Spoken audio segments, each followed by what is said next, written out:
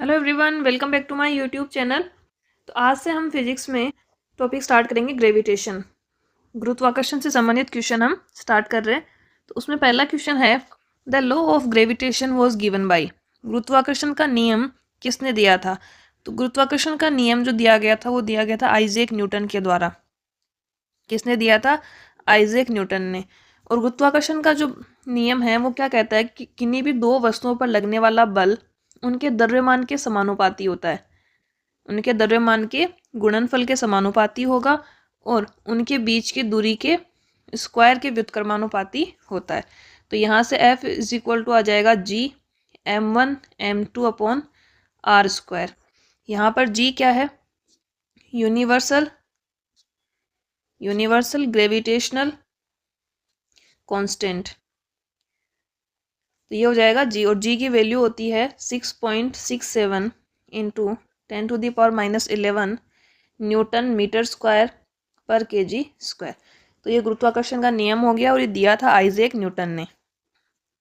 Next question है, gravitational force is defined by the force of attraction between.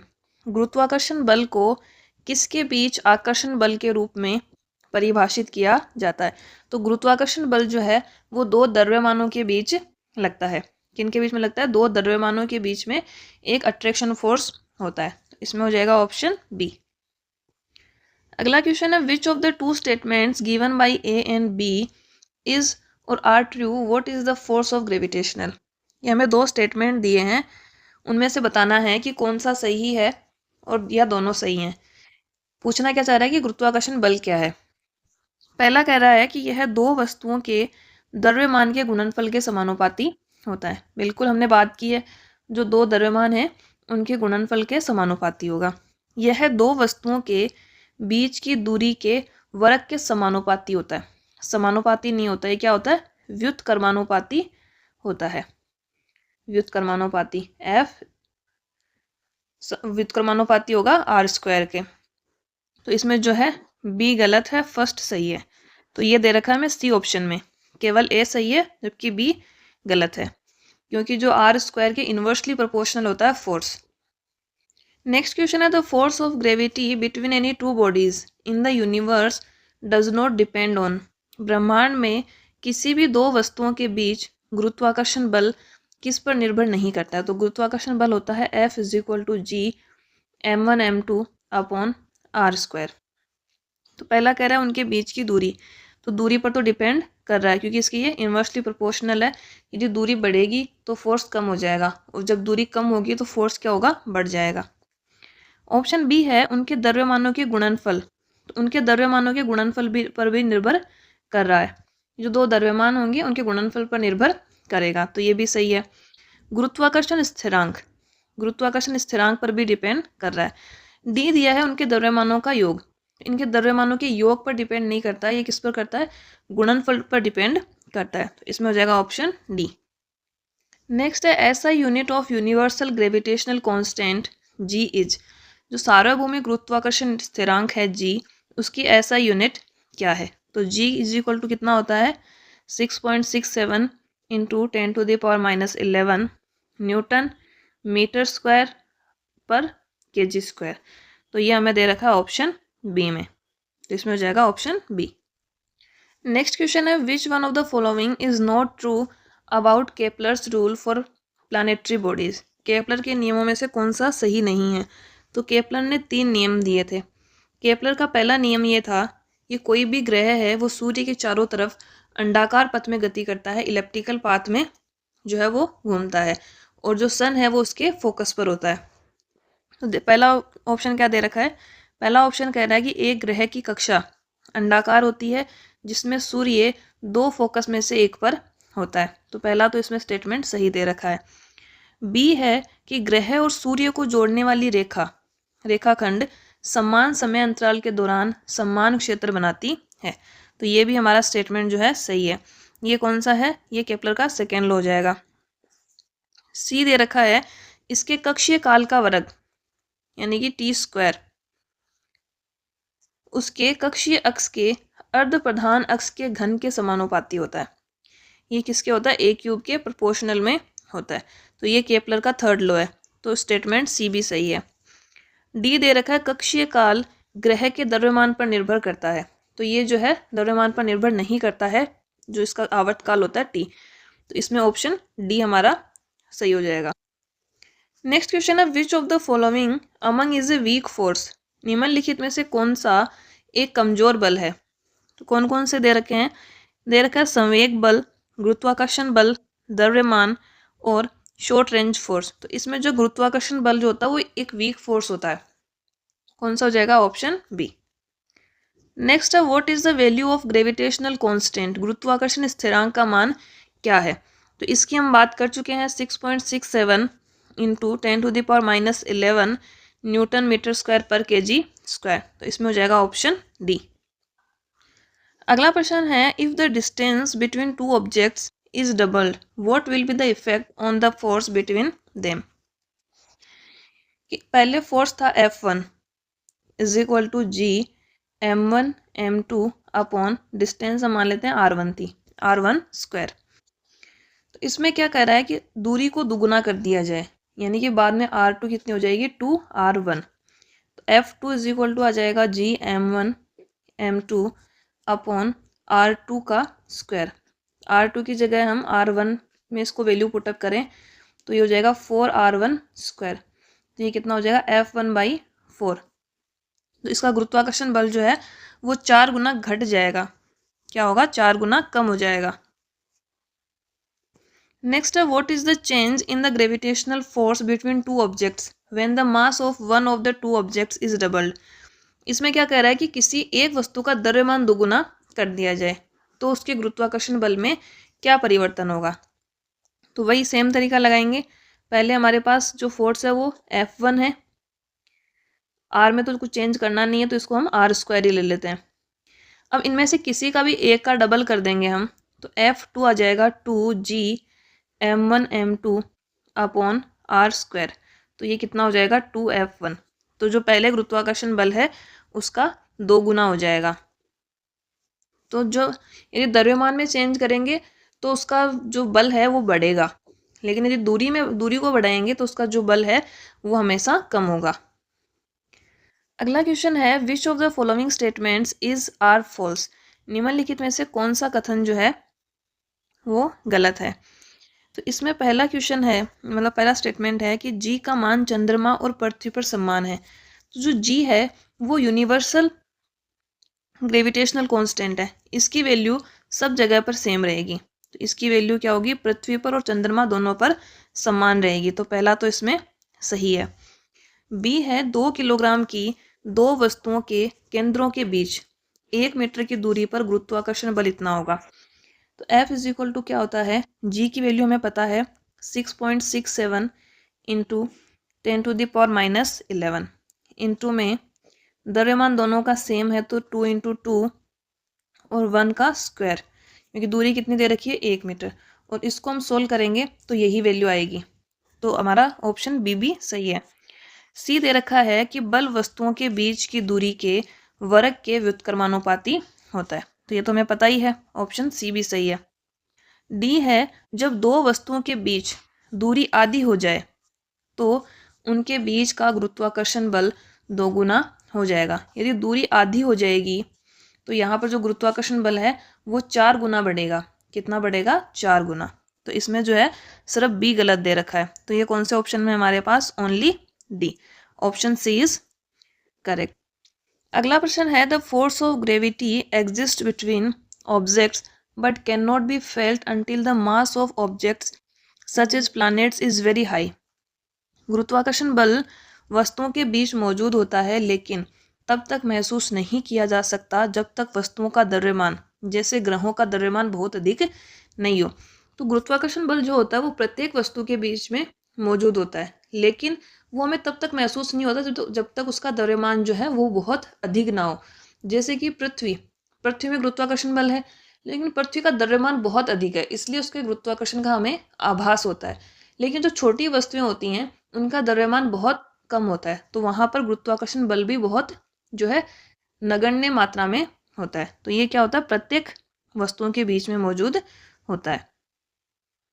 Next है the force of gravity on an object is called. किसी वस्तु पर गुरुत्वाकर्षण बल को क्या कहा जाता है? तो गुरुत्वाकर्षण बल को ही हम वेट कहते हैं। किसी भी वस्तु का भार जो होता है वो क्या होता है, उस पर लगने वाला गुरुत्वाकर्षण बल। तो इसमें हो जाएगा ऑप्शन ए। अगला प्रश्न है, discovery of universal gravitational constant G had been done by. ये जो सार्वभौमिक गुरुत्वाकर्षण स्थिरांक जी है उसकी खोज किसने की थी? तो गुरुत्वाकर्षण स्थिरांक जी की खोज की थी हेनरी कैवेंडिश ने। किसने की? Henry Cavendish. गुरुत्वाकर्षण नियम दिया था आइजैक न्यूटन ने, और जो गुरुत्वाकर्षण स्थिरांक जी है उसकी खोज की थी हेनरी कैवेंडिश ने। नेक्स्ट है, the universal law of gravity applies to. सार्वभौमिक गुरुत्वाकर्षण नियम जो है वो किस पर लागू होता है? तो गुरुत्वाकर्षण नियम जो है किन्हीं भी दो वस्तुओं के बीच में लागू होता है। तो इसमें हो जाएगा ऑप्शन डी। इसमें ऐसा कोई कंपलसरी नहीं है कि सूर्य और ग्रह होना चाहिए या पृथ्वी और सूर्य के बीच में लगेगा। कोई भी दो ऑब्जेक्ट हैं उनके बीच में गुरुत्वाकर्षण बल लगता है। उसकी जो अमाउंट है वो कम ज़्यादा हो सकता है कि कहीं पर गुरुत्वाकर्षण ज़्यादा लगता है, कहीं पर गुरुत्वाकर्षण बल किन्हीं वस्तुओं के बीच में कम होता है। तो किन्हीं भी दो वस्तुओं के बीच में गुरुत्वाकर्षण नियम लागू होता है। नेक्स्ट क्वेश्चन है, suppose the gravitational force changes inversely from the n power of the distance, then the time period of the planet revolving around the sun in a circular orbit of r radius will be proportional। कि ये कह रहा है कि मान लीजिए गुरुत्वाकर्षण बल दूरी की n पावर के व्युत्क्रमानुपाती रूप से बदलता है। कि f जो है वो दूरी को हम ले लेते हैं r, उसकी n पावर के व्युत्क्रमानुपाती रूप से बदलता है। तो सूर्य के चारों ओर एक वर्ताकार कक्ष में परिक्रमा कर रहे ग्रह का समय काल या आवर्त काल किस अनुपात में होगा? तो यहाँ पर f को हम लिख सकते हैं, f इज इक्वल टू क्या होता है? f is equal to M A. तो ये हो जाएगा एम ए प्रोपोर्शनल 1/r की पावर n। अब m तो कांस्टेंट है तो m का यहाँ पर कोई रोल नहीं है, तो a प्रोपोर्शनल 1/r की पावर n। और जो a होता है हमारा त्वरण होता है, रेखीय त्वरण, वो r ओमेगा स्क्वायर होता है। कोणीय त्वरण में यदि इसको हम चेंज करेंगे तो रेखीय त्वरण जो है r त्रिज्या से मल्टीप्लाई हो जाएगा r ओमेगा स्क्वायर। तो यहाँ से क्या हो जाएगा? r omega square proportional 1/r की power n। Omega square proportional 1/r, r की पावर क्या हो जाएगी? n+1। अब यहाँ पर जो है ओमेगा इज इक्वल टू होता है 2π/t, क्योंकि हमें क्या निकालना है? आवर्तकाल। और आवर्तकाल में चेंज करेंगे हम ओमेगा को, तो ओमेगा का फॉर्मूला होता है 2π/t। तो यहाँ से क्या हो जाएगा? 2π तो कांस्टेंट है तो 2π को हम नहीं लेंगे, हम यहाँ पर लेंगे सिर्फ 1/t² प्रोपोर्शनल 1/r की पावर n+1। तो यहाँ से हो जाएगा t² प्रोपोर्शनल r की पावर n+1। और जब t को हम प्रोपोर्शनल में लेंगे तो ये स्क्वायर इधर चला जाएगा, तो ये हो जाएगा r की पावर n+1/2। तो ये हमें दे रखा है ऑप्शन सी। तो ये हो जाएगा ऑप्शन सी। तो यहाँ पर हमें जो बहुत सारे फॉर्मूले जो है कन्वर्ट करने के लिए पता होने चाहिए। पहला हमने चेंज किया, f की जगह हमने रखा एम ए, लेकिन m को हमने इसलिए नहीं लिया क्योंकि m तो कांस्टेंट है उस वस्तु के लिए, उसमें कोई चेंज नहीं हो रहा है, तो वो हमारे यूज़ में नहीं आएगा। तो यहाँ से हमने फिर ए को चेंज किया कोणीय त्वरण में, ओमेगा में, r ओमेगा स्क्वायर। फिर ओमेगा को हमने आवर्तकाल की टर्म में यूज़ किया। यहाँ पर 2π इसलिए यूज़ नहीं किया क्योंकि ये एक कांस्टेंट वैल्यू है, तो ये इस पर डिपेंड नहीं करेगा। फिर हमने इसको सिर्फ कैलकुलेशन करके सोल्व किया है, तो t जो है r की पावर n+1/2 के प्रोपोर्शनल में होगा। Next, if the distance between two particles increases what is the effect on the force of gravity between them. यदि दो कणों के बीच दूरी बढ़ जाती है तो उनके बीच गुरुत्वाकर्षण बल पर क्या प्रभाव पड़ेगा? तो F इन्वर्सली प्रोपोर्शनल होता है r² के। जब r बढ़ेगा तो फोर्स क्या होगा? कम होगा। तो इसमें क्या होगा? फोर्स कम हो जाता है। नेक्स्ट क्वेश्चन है, which of the following is not related to the universal law of gravity. निम्नलिखित में से कौन सा सार्वभौमिक गुरुत्वाकर्षण के नियम से संबंधित नहीं है? पहला है वह बल जो हमें पृथ्वी से बांधता है। ये तो सही है क्योंकि पृथ्वी पर ग्रेविटेशनल फोर्स है, इसीलिए जो है जो ऑब्जेक्ट पृथ्वी की सतह पर रहते हैं या हम जो है पृथ्वी की सतह पर रह सकते हैं। यदि गुरुत्वाकर्षण बल नहीं होगा तो हम सब हवा में रहेंगे, ना कि पृथ्वी की सतह पर। तो पहला सही है। ऑप्शन बी है चंद्रमा की पृथ्वी के चारों ओर गति। तो चंद्रमा पृथ्वी के चारों ओर गति कर रहा है, उसमें भी पृथ्वी का गुरुत्वाकर्षण बल जो है वो एक अहम भूमिका निभाता है। तो इसके लिए भी पृथ्वी का गुरुत्वाकर्षण बल जरूरी है। ऑप्शन सी है चंद्रमा और सूर्य के कारण ज्वार। चंद्रमा और सूर्य के कारण ज्वार भी गुरुत्वाकर्षण बल के कारण ही आते हैं। तो इसमें यह भी सही है।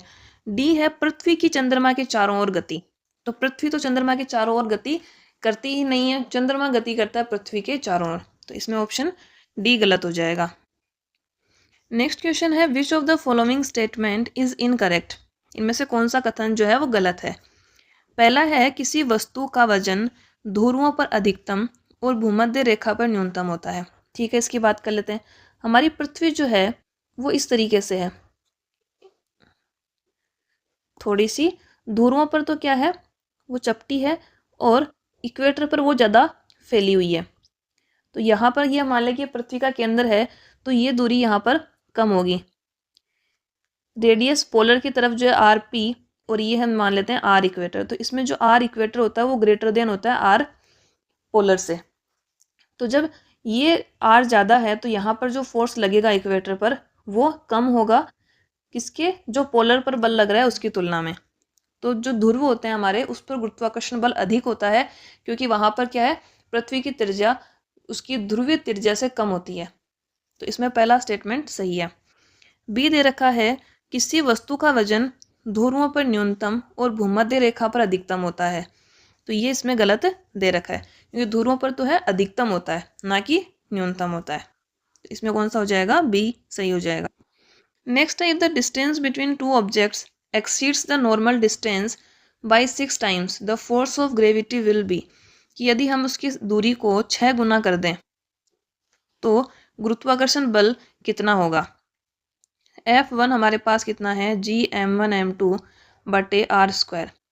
F2 में ये कह रहा है कि Gm1m2 दूरी को हम 6 गुना कर दें 6r का स्क्वायर, तो ये कितना हो जाएगा Gm1m2 अपॉन 36r स्क्वायर। तो ये हो जाएगा F1 अपॉन 36 1/36 गुना। अगला क्वेश्चन है which force maintains the structure of our solar system. कौन सा बल हमारे सौर मंडल की संरचना को बनाए रखता है। तो सौर मंडल में हमारे जितने भी पिंड हैं, चाहे ग्रह हो उपग्रह हो, तो वो सभी जो है वो गुरुत्वाकर्षण बल से एक दूसरे से बंधे हुए हैं। तो इसमें जो गुरुत्वाकर्षण बल है वो सौर मंडल की संरचना को बनाए रखता है। तो इसमें हो जाएगा गुरुत्वाकर्षण बल। नेक्स्ट क्वेश्चन है the value of acceleration due to gravity does not depend on. गुरुत्वाकर्षण के कारण जो त्वरण होता है उसका मान किस पर निर्भर नहीं करता है। जो गुरुत्वीय त्वरण होता है स्मॉल जी, वो होता है Gme अर्थ का mass upon R E square, कि जो पृथ्वी का द्रव्यमान है उस पर और पृथ्वी की त्रिज्या के स्क्वायर के। तो किस किस पर डिपेंड कर रहा है, गुरुत्वाकर्षण स्थिरांक, पृथ्वी का द्रव्यमान और पृथ्वी की त्रिज्या। तो गुरुत्वाकर्षण स्थिरांक जी पर डिपेंड करता है। गिरने वाली वस्तु का द्रव्यमान इस पर ये निर्भर नहीं करता, बाकी पृथ्वी की त्रिज्या पर निर्भर करता है और उसके द्रव्यमान पर निर्भर करता है। तो गुरुत्वीय त्वरण का फॉर्मूला क्या है, small g is equal to capital G me upon R E का स्क्वायर। नेक्स्ट क्वेश्चन है what will be the distance between these two bodies if the attraction force between two bodies is 1/9 F। तो F is equal to कितना है Gm1m2 upon R1 square. लेकिन ये क्या कह रहा है कि F की वैल्यू कितनी है, हम इसको F1 ले लेते हैं, 1/9 F, ये F है, इसकी वैल्यू कितनी है F/9 is equal to Gm1m2 upon R2 का स्क्वायर। कितना है 9 है, F/9। तो इसको हम डिवाइड कर दें आपस में, तो यहाँ से क्या आ जाएगा R2 is equal to 3R1 आएगा इसको सोल्व करने पे। ठीक है, अब यहाँ पर हम पूरा सोल्व नहीं कर रहे हैं, सिर्फ डिवाइड करके F से F कैंसिल हो जाएगा, ये पूरा इससे कैंसिल हो जाएगा और R2 is equal to 3R1 आएगा। तो दूरी कितनी होगी, 3 गुना होगी। दोनों जो ऑब्जेक्ट हैं उनके बीच की दूरी कितनी होगी, 3 गुना। अगला प्रश्न है which of the following is not an example of gravity. निम्नलिखित में से कौन सा गुरुत्वाकर्षण का उदाहरण नहीं है। देखते हैं, पहला है ग्रहों के वायुमंडल को उनसे अलग होने से रोकना। तो जैसे हम पृथ्वी का एग्जाम्पल ही लें तो पृथ्वी पर वायुमंडल किसकी वजह से है, गुरुत्वाकर्षण की वजह से, क्योंकि बहुत सारे प्लानेट ऐसे हैं जिनका गुरुत्वाकर्षण बल कम है तो वहां पर वायुमंडल एग्जिस्ट नहीं करता। तो वायुमंडल को उस पर रोक के रखना किसी ग्रह पर, वो किसकी वजह से होता है, गुरुत्वाकर्षण की वजह से। तो पहला तो सही है। बी है यह ब्लैक होल की घूर्णन में मदद करता है। तो ब्लैक होल के घूर्णन में गुरुत्वाकर्षण बल मदद नहीं करता है, क्योंकि गुरुत्वाकर्षण बल दो पिंड के बीच में या दो निकायों के बीच में लगता है।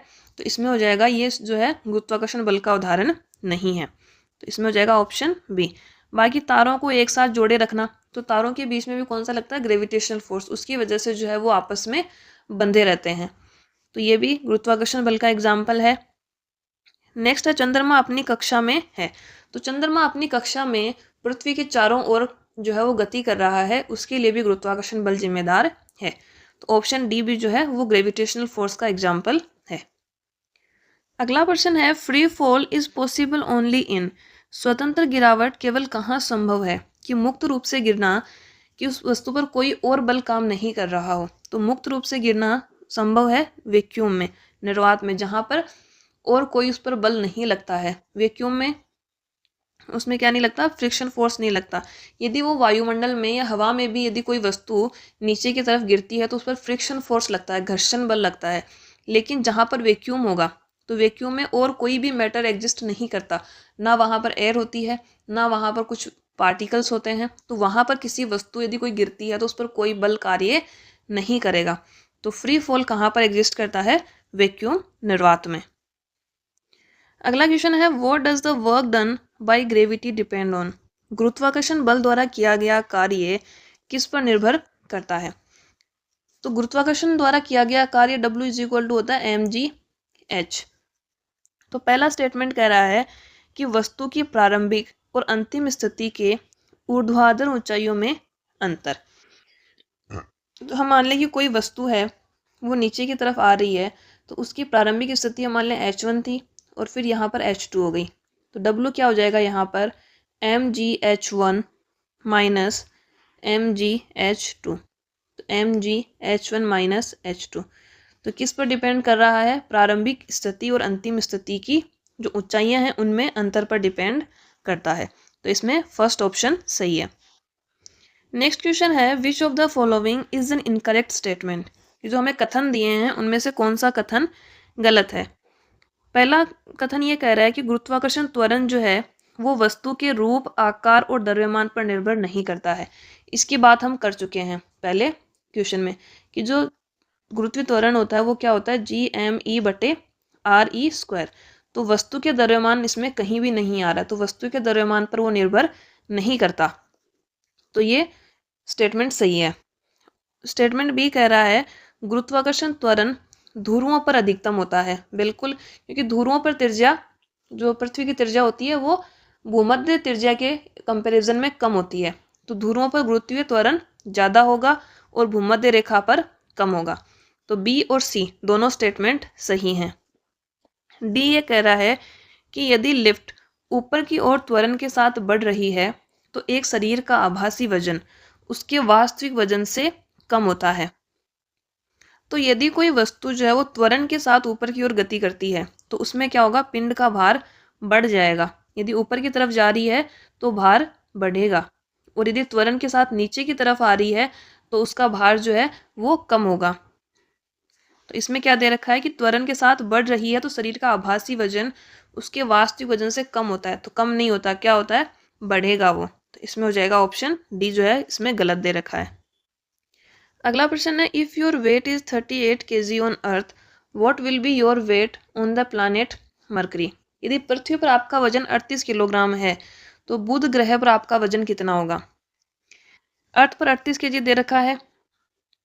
गुरुत्वाकर्षण जो मरकरी है, प्लैनेट हमारा बुध ग्रह है, उस पर जी जो होता है, जी मरकरी, उसकी वैल्यू होती है 0.378।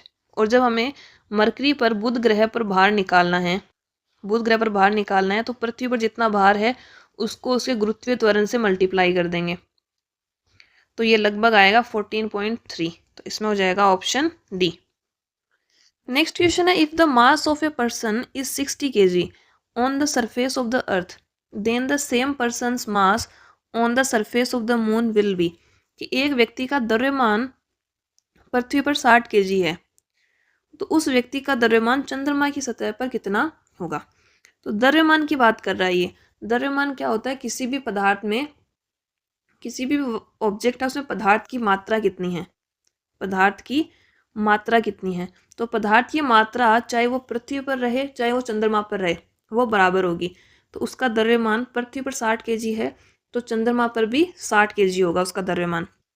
यदि हमें यहाँ पर भार पूछता तो भार यहाँ पर 1/6 हो जाता, क्योंकि पृथ्वी का जो गुरुत्वाकर्षण है वो पृथ्वी के गुरुत्वाकर्षण का 1/6 है। तो उसमें भार जो है वो 1/6 कम हो जाता, तो यानी कि 10 kg वहाँ पर उसका भार बचता। लेकिन द्रव्यमान जो है वो समान रहेगा, क्योंकि द्रव्यमान क्या बताता है कि किसी भी वस्तु में पदार्थ की मात्रा कितनी है। तो वो आप किसी भी ग्रह पर चले जाएं वो सेम रहेगी। तो ये थोड़ा ध्यान रखना है कि वो द्रव्यमान के बारे में पूछ रहा है या भार के बारे में पूछ रहा है। नेक्स्ट क्वेश्चन है, the value of ji varies from the value are. ठीक है, a student would observe minimum ji eight. कि जी जो है उसका मान आर त्रिज्या के मान से बदलता है। ठीक है, ये हमें पता है। ये पूछ रहा है कि एक छात्र है, उसको गुरुत्वाकर्षण का न्यूनतम मान कहाँ देखने को मिलेगा। तो गुरुत्वाकर्षण का मान न्यूनतम कहाँ पर होता है, भूमध्य रेखा पर। कहाँ पर होगा, भूमध्य रेखा पर। इसकी हम बात कर चुके हैं, क्योंकि भूमध्य रेखा पर जो है पृथ्वी की त्रिज्या अधिकतम होती है, और त्रिज्या अधिकतम होगी तो वहाँ पर गुरुत्वाकर्षण बल कम हो जाएगा। तो न्यूनतम कहाँ होता है, भूमध्य रेखा पर, और अधिकतम ध्रुव रेखा उस पर, ध्रुवों पर होता है। नेक्स्ट क्वेश्चन है, how long will it take to reach its highest point if a ball is punched upwards with an initial velocity of 25 metre पर सेकेंड, और g की वैल्यू कितनी लेनी है, 10 मीटर पर सेकेंड स्क्वायर। ठीक है, ये क्या कह रहा है कि एक गेंद है उसको 25 मीटर पर सेकेंड प्रारंभिक वेग से ऊपर की ओर फेंका जाता है। तो u कितना दे रखा है, 25 मीटर पर सेकेंड, और इसको जो है हाईएस्ट पॉइंट तक पहुंचने में कितना समय लगेगा। कोई गेंद है, मान लेते हैं हमने उसको यहाँ से फेंका, यहाँ पर उसकी वेलोसिटी कितनी थी, 25 मीटर पर सेकेंड। तो उसके हाईएस्ट पॉइंट पर, ये मान लें कि ये उसका हाईएस्ट पॉइंट है, ए इसका इनिशियल है, बी इसका हाईएस्ट पॉइंट है। तो हाईएस्ट पॉइंट किसी भी वस्तु का वो होगा जहाँ पर उसकी जो वेलोसिटी है वो 0 हो जाए, क्योंकि यदि वेलोसिटी उसमें रहेगी तो वो और ऊपर गति करेगी। तो हाईएस्ट पॉइंट पर उसकी जो फाइनल वेलोसिटी है वो 0 हो जाती है। क्यों होती है, क्योंकि यदि उस वस्तु में यदि गति रहेगी तो वो और ऊपर जाएगी, वो वहां से वापस नहीं लौटेगी। तो v इज इक्वल टू क्या हो गया, 0। फाइनल वेलोसिटी क्या होगी, 0। तो यहाँ से, और g की वैल्यू हमें कितनी लेनी है, 10। तो यहाँ पर हम फॉर्मूला लगाएंगे v is equal to u minus g t. V की वैल्यू 0 है, u कितना है 25, माइनस g की वैल्यू 10 लेनी है, इंटू में t। तो t इज इक्वल टू कितना आ जाएगा, 2.5 सेकेंड, ऑप्शन बी। यहाँ पर हमने माइनस क्यों लिया है, क्योंकि जो हमारा गति का समीकरण होता है वो क्या होता है, v is equal to u plus a t होता है। लेकिन हमने यहाँ पर माइनस लिया है। माइनस क्यों लिया है, क्योंकि गुरुत्वाकर्षण बल जो है वो नीचे की तरफ लग रहा है। इसमें हमने वस्तु को फेंका ऊपर की तरफ और गुरुत्वाकर्षण लग रहा है उसके ऑपोजिट डायरेक्शन में, इसलिए हमने यहाँ पर जो है माइनस साइन लिया है। नेक्स्ट क्वेश्चन है, the point where the entire weight of an object functions is called. कि वह बिंदु जहाँ किसी वस्तु का संपूर्ण भार कार्य करता है उसे हम क्या कहते हैं। तो किसी भी वस्तु का संपूर्ण भार जहाँ पर केंद्रित होगा उसको कहते हैं गुरुत्वाकर्षण का केंद्र, सेंटर ऑफ ग्रेविटी कहा जाता है उसे। नेक्स्ट क्वेश्चन है, the mass of an object is 10 kg, what will B its weight on earth. एक वस्तु है उसका द्रव्यमान 10 किलोग्राम है, तो पृथ्वी पर उसका वजन कितना होगा। तो वेट इज इक्वल टू होता है, weight W is equal to होता है मास इंटू में जी, गुरुत्वीय त्वरण। तो मास कितना है 10 और जी की वैल्यू कितनी है 9.8, तो भार कितना हो जाएगा 98 न्यूटन, 98 न्यूटन हो जाएगा। नेक्स्ट क्वेश्चन है, the weight of an object is 60 Newton when measured on the surface of the earth. कि पृथ्वी की सतह पर भार कितना है, 60 Newton. What will be its weight when measured on the lunar surface. तो चंद्रमा की सतह पर कितना होगा, चंद्रमा की सतह पर होगा 1/6 हो जाएगा। तो 60 गुणा 1/6 10 न्यूटन हो जाएगा। कितना होगा, 10 न्यूटन। अगला प्रश्न है which of the following is not a chemical reaction. निम्नलिखित में से कौन सी रासायनिक प्रतिक्रिया नहीं है। पहला है अपघटन, डीकम्पोजिशन, तो ये केमिकल रिएक्शन है। ऑक्सीकरण, ये भी केमिकल रिएक्शन है।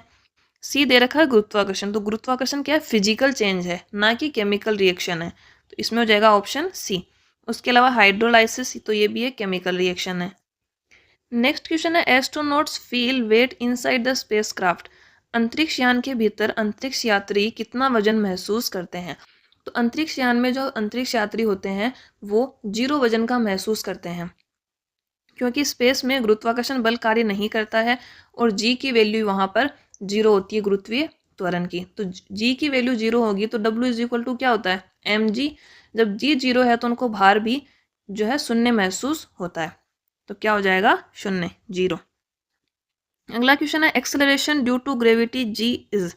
गुरुत्वाकर्षण के कारण त्वरण जी कितना होता है। तो जी हमने कितना बात की थी, जी एम बटे आर स्क्वायर, यही होता है। तो इसमें हो जाएगा ऑप्शन डी। नेक्स्ट क्वेश्चन है if the mass of the sun earth and the distance between them capital M small m and R respectively, the work done by the gravity of the sun for a revolution around the sun of the earth is. ठीक है, सूर्य का द्रव्यमान capital M दिया है, पृथ्वी का small M है और उनके बीच की दूरी कितनी दी है, आर। तो ये पूछ रहा है कि सूर्य के गुरुत्वाकर्षण द्वारा पृथ्वी के सूर्य के चारों ओर परिक्रमा करने के लिए किया गया कार्य क्या होगा।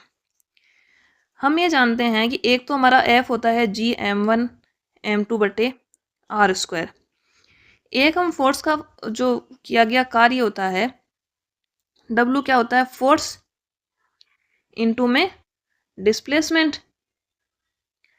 तो फोर्स तो हमारा यहाँ से ये आ जाएगा, लेकिन जो इसमें डिस्प्लेसमेंट है, डिस्प्लेसमेंट कितना है, पृथ्वी सूर्य के चारों ओर एक चक्कर पूरा कर रही है, उसके चारों तरफ परिक्रमा कर रही है, तो वो जहां से जा रही है वहीं पर वो घूमकर वापस आ रही है। तो यहाँ पर उसका विस्थापन कितना है, यहाँ पर उसका विस्थापन 0 है।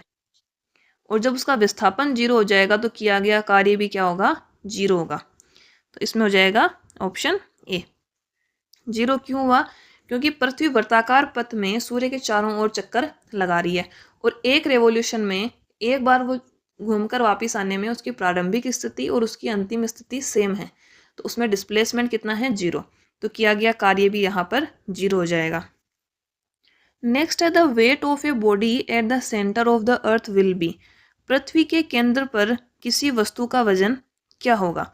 तो पृथ्वी के केंद्र पर जो गुरुत्वीय त्वरण है जी की वैल्यू 0 होती है, तो वहाँ पर जो उसका भार होगा उसकी वैल्यू भी क्या होगी, 0। तो पृथ्वी के केंद्र पर किसी भी वस्तु का भार 0 हो जाएगा, क्या हो जाएगा, 0। नेक्स्ट है the acceleration to gravity on the earth surface is proportional to. पृथ्वी की सतह पर गुरुत्वाकर्षण के कारण त्वरण किसके समानुपाती होता है। तो त्वरण किसके समानुपाती होता है, m बटे आर स्क्वायर के। इसमें हो जाएगा ऑप्शन ए। नेक्स्ट है suppose an imaginary planet whose mass is equal to half of the earth and radius is 1/3. If the acceleration due to gravity on the surface earth surface is g, then what will be the acceleration due to gravity on that planet. पृथ्वी की सतह पर क्या है, small g है, तो इसकी value कितनी है, जी एम ई बटे आर ई स्क्वायर। एक तो g की वैल्यू हमारे पास ये आ गई। ये पृथ्वी पर गुरुत्वीय त्वरण है। ये क्या कह रहा है कि एक दूसरा ग्रह है जिसका द्रव्यमान पृथ्वी से आधा है, उसका मास हम m ले लेते हैं, कितना है, me/2। और त्रिज्या पृथ्वी की त्रिज्या की 1/3 है, उसकी त्रिज्या कितनी है, RE/3 है। तो इस पर गुरुत्वीय त्वरण कितना होगा, g m कितना है, me/2, r कितना है, RE/3, इसका स्क्वायर। तो इसको सोल्व करेंगे हम तो ये हो जाएगा 9/2 GME/RE का स्क्वायर। तो ये कितना हो जाएगा 9/2 जो है, और GME/r² की जगह हम रख देंगे स्मॉल g, जो पृथ्वी पर गुरुत्वीय त्वरण था। तो कितना हो जाएगा 9/2 g। अगला क्वेश्चन है, suppose there is a planet whose mass in radius R twice the mass in radius of the earth, कि एक ग्रह है जिसका द्रव्यमान पृथ्वी के द्रव्यमान का 2 गुना है और उसकी त्रिज्या भी जो है पृथ्वी की त्रिज्या की दुगुनी है। तो उस ग्रह की सतह पर जो गुरुत्वाकर्षण है वो पृथ्वी की तुलना में n गुना है, यानी कि g = क्या है, n g1 है। हमें n की वैल्यू निकालनी है। तो g हमारा क्या है, GME/re² = n, और ये हो जाएगा कैपिटल G, m की जगह क्या आ जाएगा 2me अपॉन r कितना है 2re²। तो इसमें यहाँ पर क्या दे रखा है, ये g डेस = ng है। इसमें क्या है कि जो गुरुत्वाकर्षण उसका जो अन्य ग्रह का है वो पृथ्वी की तुलना में n गुना है, तो पृथ्वी के गुरुत्वीय त्वरण के n गुना है। तो यहाँ पर g1 क्या हो जाएगा, g 2me अपॉन में 2re², n इंटू में GME/re²। तो यहाँ से इसको हम सोल्व करेंगे तो n = आ जाएगा 1/2। क्या हो जाएगा 1/2। नेक्स्ट क्वेश्चन है, what is the value of acceleration due to gravity on the surface of the earth. पृथ्वी की सतह पर गुरुत्वाकर्षण के कारण त्वरण का मान क्या है। तो गुरुत्वाकर्षण जो त्वरण होता है उसका मान क्या होता है 9.8 मीटर पर सेकेंड स्क्वायर। तो इसमें हो जाएगा ऑप्शन डी।